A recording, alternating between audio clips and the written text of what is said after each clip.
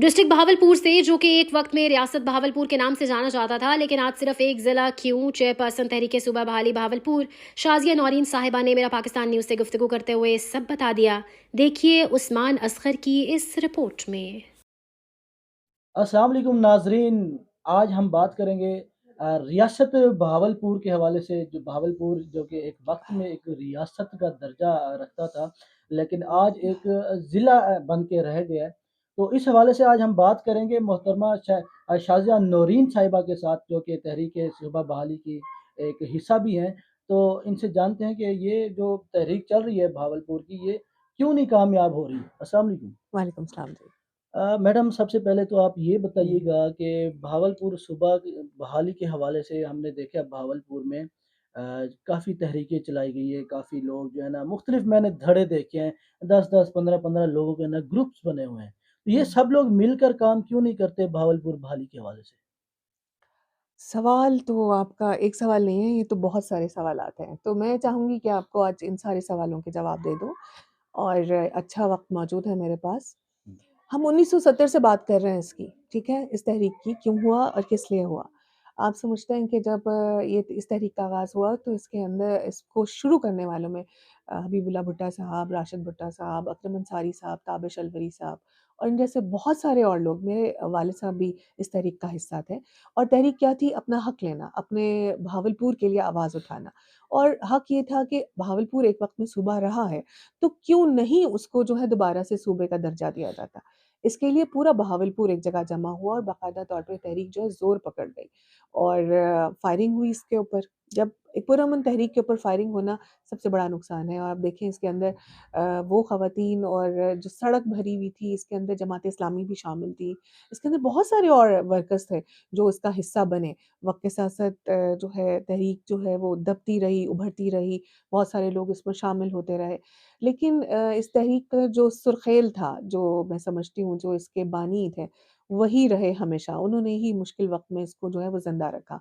ख़ास तौर पे मैं अकरम अंसारी साहब का, जो हमारे जनरल सेक्रेटरी हैं तहरीक बहाली सूबा बहावलपुर के, और मैं एज़ चेयरपर्सन इसमें काम कर रही हूँ।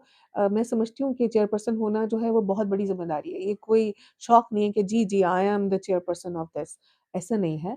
चेयरपर्सन होना ही सबसे बड़ा अज़ाब हो जाता है क्योंकि आपने बहुत सारे मामलात को आगे लेके निकलना होता है। इस तहरीक के हवाले से अभी आपने सवाल ये किया कि क्यों इसमें धड़े बन गए और क्यों इसमें जो है बहुत सारे लोग इसमें काम करते हैं, फ़ायदा उठाते हैं, चले जाते हैं और फिर भी बहावलपुर आज़ाद नहीं होता। आज़ाद नहीं होता मतलब सूबा बहाल नहीं होता। जी, बिल्कुल तो ऐसा ही है। क्यों नहीं होता उस पे बात कर लेते हैं ताकि आपको आसानी हो। अ असल में सियासत में लोगों शोबदाबाज़ी है सियासत और इस शोबदाबाज़ी में रहने के लिए बहुत सारे लोग इसका हिस्सा बनते हैं। लेकिन तहरीक को चलाना जो है वो आसान काम नहीं होता क्योंकि तहरीकें जो है पैसा माँगती हैं, तहरीकें जो खून माँगती हैं, तहरीकें वक़्त माँगती हैं। तो इस तहरीक को चलाने के लिए बहुत सारे लोग जो हैं इसका हिस्सा तो बने, लेकिन किसी के पास पैसा नहीं था, किसी के पास वक़्त नहीं था, तो किसी के पास जो है कुछ और उसके ज़ाती मामलात थे जो वो आते रहे और जाते रहे। लेकिन धड़ों की बात अगर हम करते हैं तो इसके अंदर दुरानी साहब भी शामिल हुए। तहरीक बहाली के प्लेटफ़ॉर्म पे ही वो इसका हिस्सा बने और लोग उन्हें गालियाँ देते हैं, कहते हैं जी फ़ॉरेन फंडिंग थी, फलाना था, वो पैसे खा के भाग गए। लेकिन मैं समझती हूँ मैं हमें ब्लेम नहीं करना चाहिए किसी को भी ना, क्योंकि उन्होंने भी एक बेहतरीन काम किया। आप ज़रा गौर से देखें तहरीक को ज़िंदा कर दिया उन्होंने एक वक़्त में। हज़ारों, लाखों लोग सड़क के ऊपर बैठे हुए थे और नवाब साहब अगर उस वक़्त ऐलान कर देते कि हमें हमारा सूबा बहाली चाहिए, तो आप यकीन करें कि हो जाता। लेकिन ऐन वक़्त पे नवाब साहब ने इसके ऊपर कहा कि जी हम अपनी पार्टी बना रहे हैं। तो तहरीक को नुकसान पहुँचा, एक बहुत तो बड़ा नुकसान पहुँचा। इसका मतलब कि जो सियासत है तहरीक को इसने ही नुकसान पहुँचाया बिल्कुल है, है, बिल्कुल ये है। आप कहना चाह रही हैं। बिल्कुल। तहरीकें जो हैं कौन चलाता है? तहरीकें रजिस्टर्ड नहीं होती हैं, याद हुँ। रखिएगा ये बात। तहरीकें कोई सियासी प्लेटफ़ॉर्म नहीं है, तहरीकें जुनून से होती हैं, तहरीकें लोगों से होती हैं और मकसद से होती हैं, आम लोग चलाते हैं। तो उसमें ये हुआ कि आप अभी धड़ों की बात करें, इसमें बहुत सारे लोग आए। हर किसी ने अपना-अपना प्लेटफ़ॉर्म इसलिए बनाया क्योंकि वो समझता था वो अलग होके काम कर सकता है। तो हम किसी को ब्लेम नहीं करते हैं, हम किसी के ऊपर बात नहीं कर सकते कि कोई कैसा था, कोई कैसा हम सबने काम किया। मसला कहाँ पे आता है? मसला यहाँ पे आता है कि हमने हम ये तहरीक हमने कोशिश की, आपको पता है हमने बहाली तहरीक के तहत हमने एक पूरी कॉन्फ्रेंस बुलाई, लोगों को बुलाया जिसमें हर जो भी हिस्सेदार थे अलग-अलग प्लेटफ़ॉर्म्स पे हमने उनको सबको जमा किया कि आइए। लेकिन हर कोई मैं समझती हूँ कि सब चाहते हैं रिकॉग्नाइज़ेशन। पर्सनली वो ये समझते हैं कि हमारा हो गया। जब आप किसी एक चीज़ को दावा कर लेते हैं किसी तहरीक पे तो मसला हो जाता है। हुँ, क्योंकि तहरीकें ज़ाती नहीं होती। फ़र्ज़ करें आप बैठे हैं और आप कहें कि जी मैं आपके साथ काम कर रहा हूँ, हुँ। लेकिन थोड़े वक़्त के बाद आप कहें कि मुझे जो है अलग से कुछ करना चाहिए, मेरा नाम नहीं आ रहा, तो मसला तब वहाँ पे होता है। तो तहरीकों में अपनी मैं मारनी पड़ती है आपको। अगर सड़क पे बैठे हैं, तो आप सड़क पे बैठे हैं, तो उसके अंदर कोई चेयरपर्सन नहीं है, कोई जनरल सेक्रेटरी नहीं है। ये ओहदे जो होते हैं, ये सिर्फ़ नाम-नेहाद होते हैं। अब बाकी लोगों ने भी इस पे काम किया, बहुत सारा किया होगा श्योर, लेकिन वो वक़्ती था। अपने-अपने थोड़े-थोड़े उनका अपने मकासद के लिए था, अपनी-अपनी बातों के लिए था। तो चलें अच्छा है वो जो भी करें, लेकिन हमारी तहरीक जो है आज भी चल रही है। हम आज भी अपने मौक़िफ़ पे खड़े हुए हैं। लेकिन फिर वही बात आती है कि जिस वक़्त हम मामलात को आगे लेके निकलने लगते हैं, तो कोई नया शोशा हमारे सामने आ जाता है।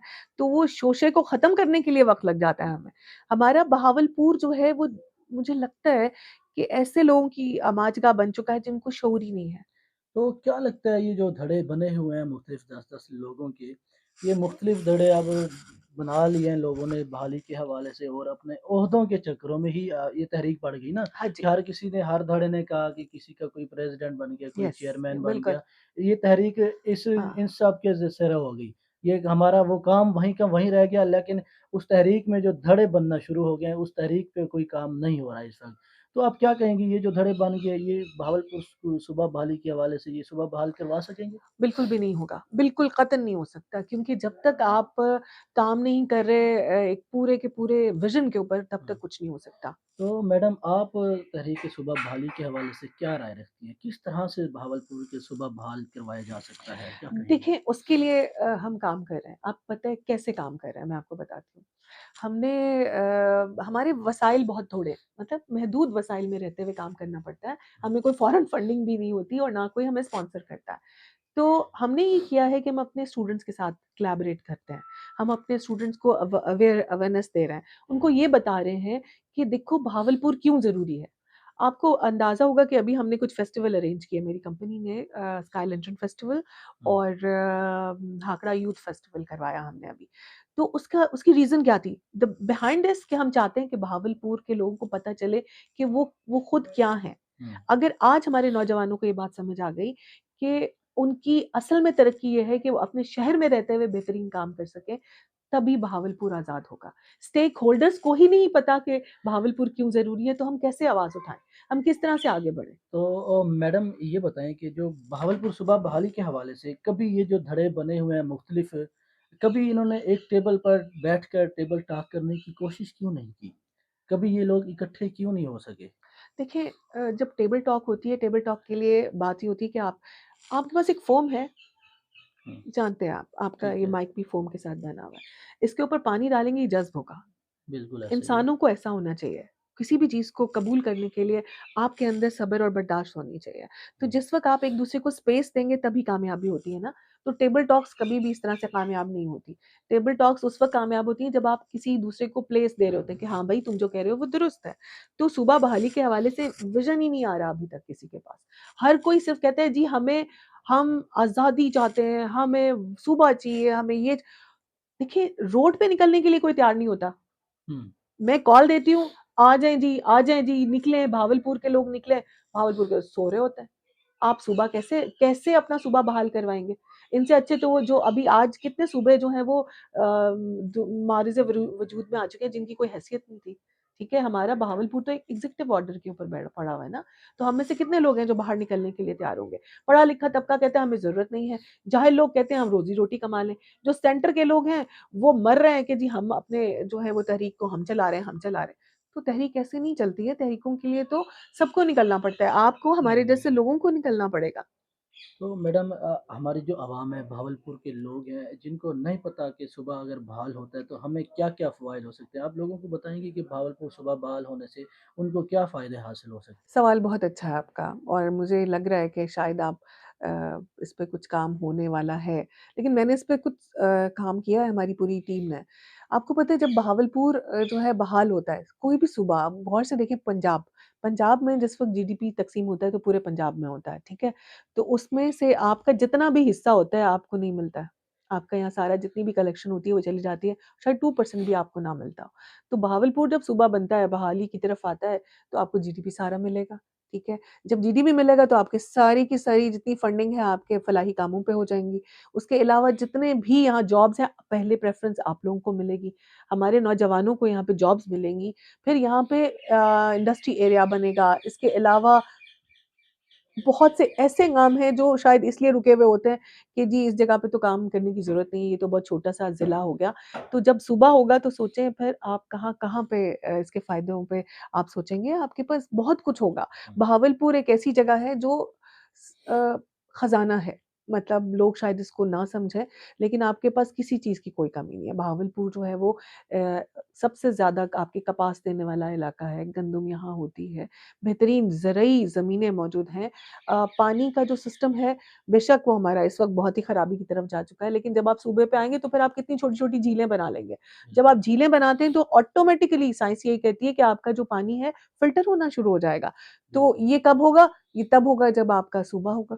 और फिर हमारे नौजवान जो टके-टके की नौकरियों के लिए लाहौर, कराची और इधर-उधर निकलते हैं, वो यहीं पे बैठे हुए अपनी जॉब्स हासिल करेंगे और सबसे बड़ी बात आप बिग सिटीज़ में शामिल हो जाएँगे। बिग सिटीज़ में जब शामिल होते हैं, तो उसके फ़ायदे अलग होते हैं। आपको आपकी पे जो स्केल है बढ़ जाएगा। हर कोई जो है वो बैठे हुए अपने आप को एक तो काबिल एहतराम भी समझेगा। बहावलपुर इस्लामाबाद से कम नहीं है बहावलपुर, प्लान्ड सिटी है, यहाँ पे क्या नहीं है आपके पास। और जब हम अपने इलाके को ज़रा गौर से देखें तो फिर क्या नहीं है, तब समझ आती है कि यहाँ पे सिर्फ़ सूबा नहीं है। हमारा शहर और हमारा इलाका जो है उसे उसको सूबे की शक्ल में आना ही है इंशाअल्लाह और फिर फ़ायदे किसको मिलेंगे? सारी यूथ को, सारी नौजवान नस्ल को। हम आज हैं, कल नहीं हैं, वक़्त गुज़र रहा है तेज़ी से। लेकिन किसको फ़ायदा होगा हमारी इस एफ़र्ट का? फ़ायदा हमारी नौजवान नस्ल को है। तो मैडम जितने लोग काम कर रहे हैं सुबह बहाली के हवाले से, उनको आप क्या पैगाम देना चाहेंगी? क्या आप उनके साथ मिलकर काम करना चाहेंगी? क्या उनको आप ये दावत देंगी कि हम सब मिलकर काम करें? बिल्कुल, बिल्कुल ऐसा ही है। हम लोग इस पे काम कर रहे हैं, करते रहे हैं। जमात-ए-इस्लामी का पूरा फ़ोरम जो है हमारे साथ उनकी कोलैबोरेशन मौजूद है, वो इस पे काम करते हैं वो लोग।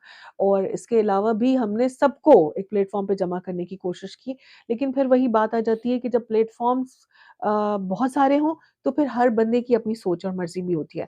तो हम उनको मजबूर नहीं कर सकते। लेकिन हम ये ज़रूर करते हैं कि हम एक साथ आवाज़ उठाएँ, एक साथ बाहर निकलें और अपने आप को स्ट्रेंथन करें। क्योंकि अगर आपने आज नहीं किया तो फिर कभी भी बहाली के लिए कोई ना निकलेगा, ना ही अवेयरनेस फैलेगी। तो हम आजकल बहावलपुर जो हमारी तहरीक है सुबह बहाली की हम अवेयरनेस प्रोग्राम्स पे चल रहे हैं।